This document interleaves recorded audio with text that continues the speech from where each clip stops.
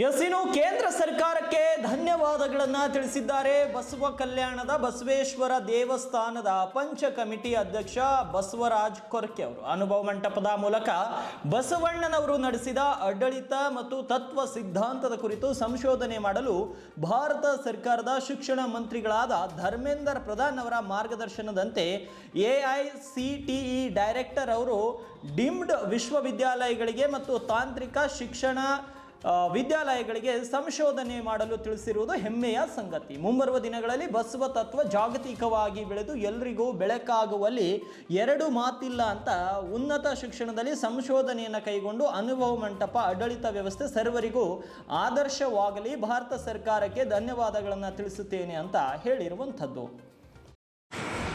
ಓಂ ಶ್ರೀ ಗುರು ಬಸವಲಿಂಗಾಯ. ಇಂದು ಶ್ರೀ ಬಸವೇಶ್ವರ ಪಂಚಕಮಿಟಿ ಹಾಗೂ ವಿಶ್ವಸಮಿತಿ ಮತ್ತು ಶರಣನಾರಾಯಣ ಸಕಲ ಬಸವಕಲ್ಯಾಣ ಅಂಗಗಳಿಗೆ ತುಂಬ ಸಂತೋಷವಿಲ್ಲ.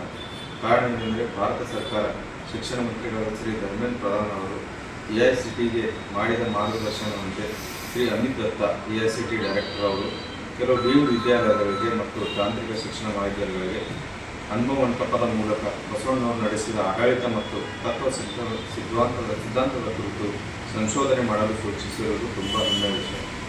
ಈ ಮೂಲಕ ಭಾರತ ಶಿಕ್ಷಣ ಮಂತ್ರಿಗಳಿಗೂ ಹಾಗೂ ತಾಂತ್ರಿಕ ಶಿಕ್ಷಣದ ನಿರ್ದೇಶಕರಿಗೂ ನಮ್ಮೆಲ್ಲರ ವತಿಯಿಂದ ಹಾರ್ದಿಕ ಅಭಿನಂದನೆಯನ್ನು ಸಲ್ಲಿಸುತ್ತೇವೆ. ಜಗತ್ತಿನ ಎಲ್ಲ ಸಮಸ್ಯೆಗೆ ಪರಿಹಾರ ಬಸವ ತತ್ವ ಸಿದ್ಧಾಂತದಲ್ಲಿ.